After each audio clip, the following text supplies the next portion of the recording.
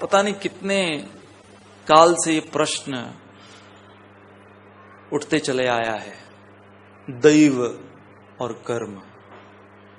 ये दैव क्या है और कर्म क्या है? दैववाद, कर्मवाद। यदि सब कुछ हमारे कर्म पर आधारित है तो फिर दैव की क्या जरूरत है? और यदि सब कुछ दैव करते हैं तो हम कुछ करें क्यों? दैव और कर्म। तो इसके संदर्भ में हमें 3 चीजें समझनी है। नियति, नियत और निमित्त। आसान है समझना। नियति डेस्टिनी जिसको बोलते हैं कि हमारे नियति में ये लिखा हुआ है या हमारे दैव में ये लिखा हुआ है। तो हो सकता है कि हम जिस रंग रूप के साथ पैदा हों वो हमारी नियति हो,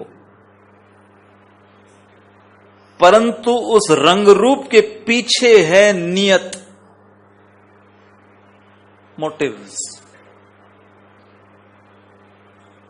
और उसके बलबूते पर हम निमित्त बन सकते हैं।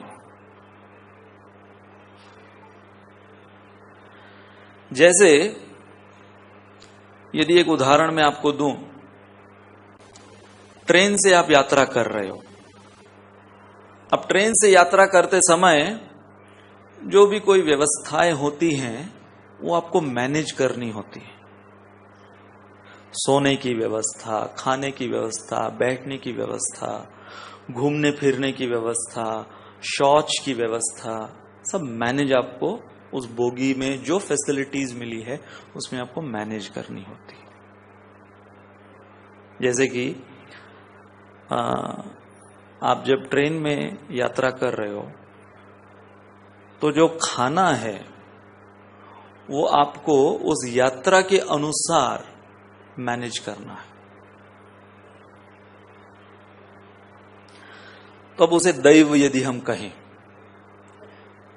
कि ट्रेन का खाना क्या है, यदि दैव, कोई बोले कि अरे भाई जो राजधानी वाले खिलाएंगे, पेंट्री वाले खिलाएंगे, वो खाएंगे। यदि उसको दैव कहें तो कर्म किसको कहेंगे? कर्म कहेंगे उन व्यक्तियों को जो अपना खुद का मेनू बनाकर लाते हैं। कहां से? घर से बनाकर लाते हैं। अर्थात जो अपने घर से वो प्रसाद बनाकर लाए, पैक कर लाए। और कई बार आप देखो ट्रेन में कुछ ऐसे परिवार होते हैं, विशेष रूप से गुजराती मारवाड़ी परिवार, सब पूरा डिटेल लेकर आते हैं। नमक मिर्च जीरे की भी पुड़िया होती है, उतने डिटेल तक। दही भी जमा होता है, वो भी सुबह सुबह जमाया है, पिछले दिन का नहीं है, वो भी जमाया है, मदर डेयरी का नहीं खरीदा है। तो कई होते हैं पूरा डिटेल, इतना डिटेल। अब ट्रेन में जा रहे हैं, कुछ 12-10 घंटे या 24 घंटे की यात्रा होगी, परंतु उसमें पूरा डिटेल्स रहता है। बेडिंग भी लेकर चलेंगे, तकिए लेकर चलेंगे, सर्दी का मौसम है तो रजाइयां भी लेकर चलेंगे।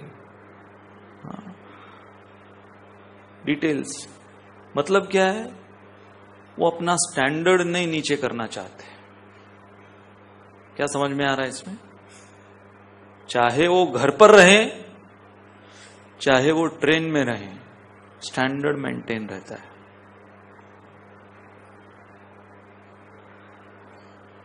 और कई हैं जो चलेगा, जो भी मिल जाए, रतलाम की पूड़ी आलू खा लेंगे,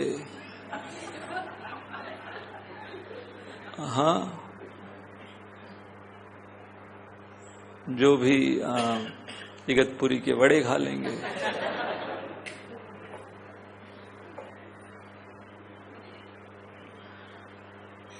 तो वो मैनेज करते हैं, जो वहां पर मिल जाए उसको मैनेज करते हैं।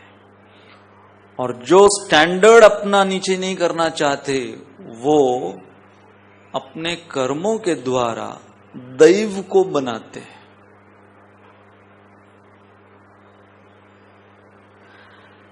जैसे हाल ही में ये प्रश्न मुझे पूछा गया था कर्म और दैव के विषय में, तो मैं उदाहरण दे रहा था कि एक किसान है, किसान मेहनत कर रहा है, मेहनत कर रहा है, मेहनत कर रहा है, परंतु वर्षा ही नहीं हो रही। तो उसकी मेहनत के वजह से केवल फसल नहीं आने वाली। और दूसरा है वर्षा आ रही है, आ रही है, और वो बैठा हुआ है, बस वर्षा आ रही है ना तो फसल भी आएगी।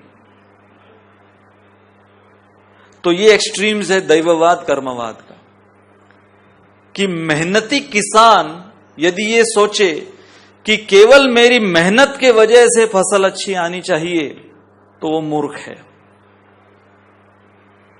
और आलसी किसान ये सोचे कि केवल वर्षा के वजह से फसल अच्छी आनी चाहिए तो वो भी मूर्ख है। तो किसान की मेहनत और वर्षा, ये दोनों का जो समन्वय है, ये दोनों के समन्वय से फिर फसल अच्छी आती है। तो हम देखते हैं अर्जुन का उदाहरण कि अर्जुन के नियति में क्या था। अर्जुन के नियति में अर्जुन के सगे संबंधियों के साथ युद्ध लड़ना, ये उसकी नियति।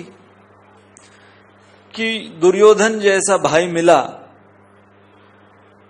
और बाकी सब धृतराष्ट्र जैसा अंकल और ये वो, ये सब कुछ अर्जुन को प्राप्त हुए, जिसके वजह से उसकी नियति में ये लिखा गया था कि अर्जुन अपने ही सगे संबंधियों को मारेंगे।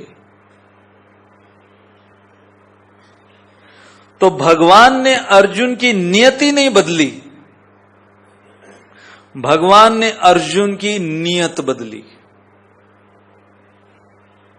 और जब अर्जुन की नियत बदली तब अर्जुन निमित्त बने। तो भगवत गीता ये 3 चीजें हमें सिखाती है। नियति न तो हम बदल सकते हैं और न भगवान हमारे लिए बदलेंगे। भगवान हमें प्रोत्साहन देंगे, प्रेरणा देंगे हमारी नियत बदलने के लिए। और जब हम नियत बदलते हुए निमित्त बनेंगे तब जाकर हम दैव और कर्म का समन्वय कर पाएंगे।